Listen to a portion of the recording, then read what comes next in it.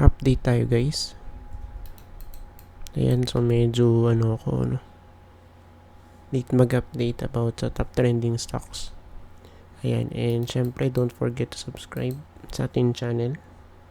And shout out sa mga palaging sumusuport. Ayan. Let's start with APX. For APX guys, na-hit na yung sinabi nating support. Okay, pero hindi pa rin totally filled yung dito, no? Yung ating gap up. So, possible ma-filled dyan bukas. Ayan, kasi Friday, no? Friday bukas eh. Ayan. Bago magkaroon ng bounce. Okay, possible yun, no? For APX. And sinabi natin before, normally nagkakaroon ng bounce dito once na ma-hit yung area na to.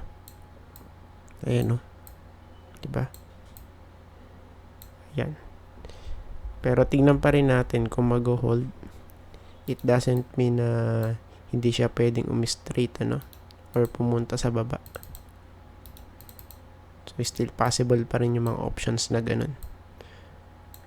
Ayan, no? And kung titignan natin, once na magkaroon ng bounce to, of course, babalikan to. Since meron tayong bagong gap, ayan, for APX. So, gap down naman to compared dito sa gap up before, no? Ayan. So, support na yan for APX. And hoping for a bounce possible next week, just in case lang, no? Ayan, then we have here plus. Check natin plus guys, same pa din. Ayan, pero nag-close lang ng medyo mas mataas ng konti, slight difference lang, no? Kahapon.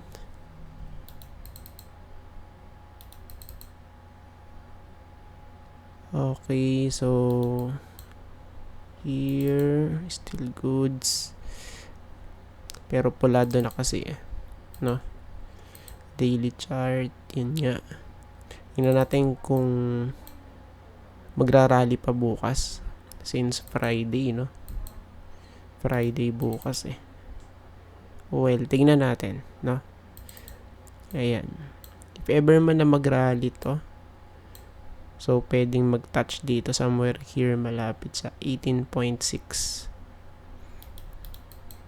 Doon pwede, no? For plus. Yan. And we have PX. Okay. PX. Okay. Laglag na rin. May gap down guys. Weekly chart. Okay, silipin natin. So remember guys, yung chart na to is of course parabolic na, no? Medyo mataas na to eh. Ayan. Because kung titignan natin right here 2 point something, 2.65. Okay, tapos nag-rally as high as 12 point something, 0.15, 0.14, and right now rejected. Ayan, sa may 12, no? Ayan, tapos ngayon nasa 9.2 na siya. Well, tignan natin kung saan magkakaroon ng bounce dito.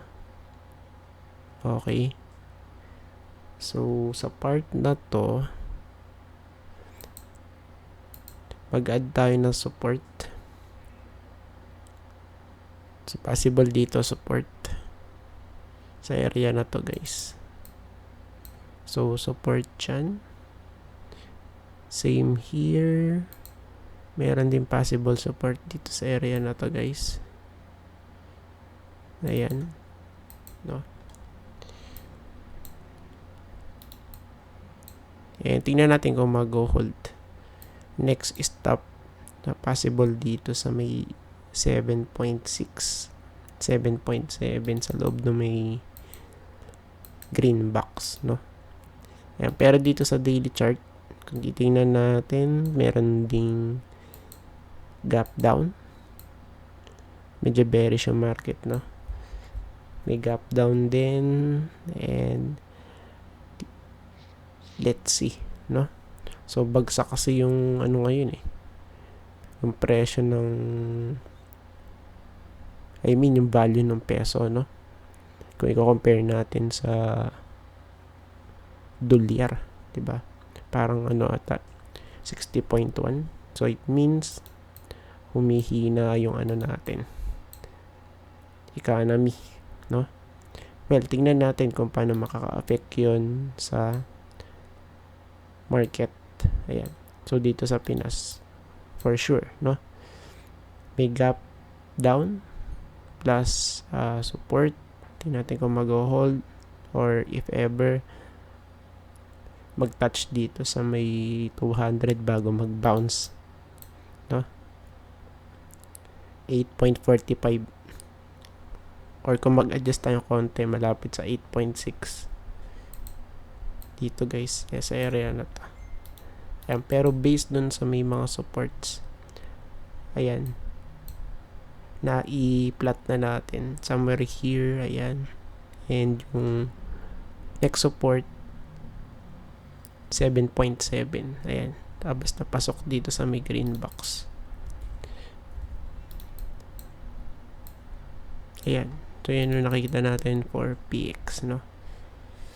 And we have ano ba yun? ALI.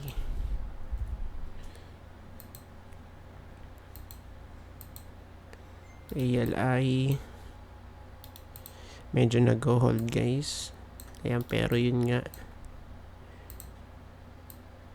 okay, pabagsak siya. Tingnan natin kung magkakaroon ng possible bounce because yung support na to is very crucial for this, ayan, for this chart. And kasi pagka nalaglag to, pwedeng mapunta to below 17, and right now nasa 18 tayo somewhere here 17 guys, below 17 pwede pa if ever na di mag-hold, no? Ayan, so medyo hindi maganda yung performance niya based sa chart. Ayan, pero kung mag-hold naman at magkakaroon ng huge bounce, hindi maganda, no? Oversold na rin, pero still pwede pa rin yan. Pwede pa rin yan guys. Okay, so hammer candlestick. Well, tingnan natin. Ayun, pa-downtrend siya. Ayun, lower highs, same here. Naging flat. Okay, tapos umextend pa baba. Ayan, so tingnan natin kung magkakaroon ng slight bounce, or kung hindi, possible malaglag pa dito yan. Below 17, pwede yung mangyari because meron tayo ditong trend line. Plus, meron tayong support sa horizontal. And kumbaga confirmation na yun for this one, no? Tapos, OGP. Check natin. Laglag din. Na-hit na yung sinabi natin yung support. So, the question, mag-hold kaya dyan? Ayan, kasi dito, ang pinaka lowest value ng kanyang RSI nasa 47 lang, and right now nasa na tayo, 52. So, dapat mag-hold, no? Somewhere here. Ayan, kasi kung di mag-hold yan, possible. Pwede pa tumalaglag dito. Somewhere malapit sa 25, 26 guys, no? Per OJP. And kung papansinin nyo kasi, masyado na ring mataas yung chart na to. So, walang cooldown, no? Na nangyari. Diba? Okay, parabolic yung chart. Same nung sa isa kanina, no? Ayan. And kung titignan natin, medyo hindi siya nag-hold right now. Siya nag-hold. We have here gap na di pa na-filled. Ayan sa taas. Same here. Tapos ito yung pangatlo. Ayan. Kasi yung isa na-filled na. Yung second gap down, no? Ayan. Pero yung tatlo is hindi pa. Ayan. No? So, tingnan natin kung mag-hold dito bukas. Ayan, kasi support na yun eh. Plus, nalaglag na dun sa may trend line since last year, 2025 pa to eh. Laglag na guys. Okay.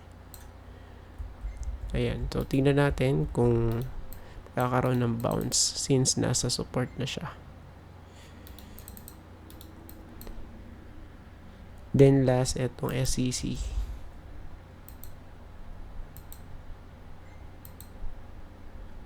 Okay. Medyo lumalaban-laban pa to. Since nung nalaglag, no, nagkaroon ng mini rally. Okay. So, this type tingnan natin kung ma-filled na tong gap down, no? Well, tignan natin for SEC. Daily chart, crossover. Medyo magandang pangitain, ano? Ayan, no? Nag-rally kanina. Maybe merong ano dito. Good news, no? For this one. Ayan. So, kailangan makapanik sa 32 eh. Ito yung gap. Ayan. Plus, meron tayo ditong 200-day moving average. Ayan. No? 4-hour chart. Check. Ayan. If ever man hindi mag-rally bukas, so, pwede babalik lang sa may support. Dito yun. 28.4. Ayan. So, pwede natin itong extend. Diyan. 28.4 to 28.6. Just in case hindi mag-rally bukas, no? Ayan. And I think, tapos na tayo guys. At bukas ulit mag-update tayo. Maraming salamat po and God bless.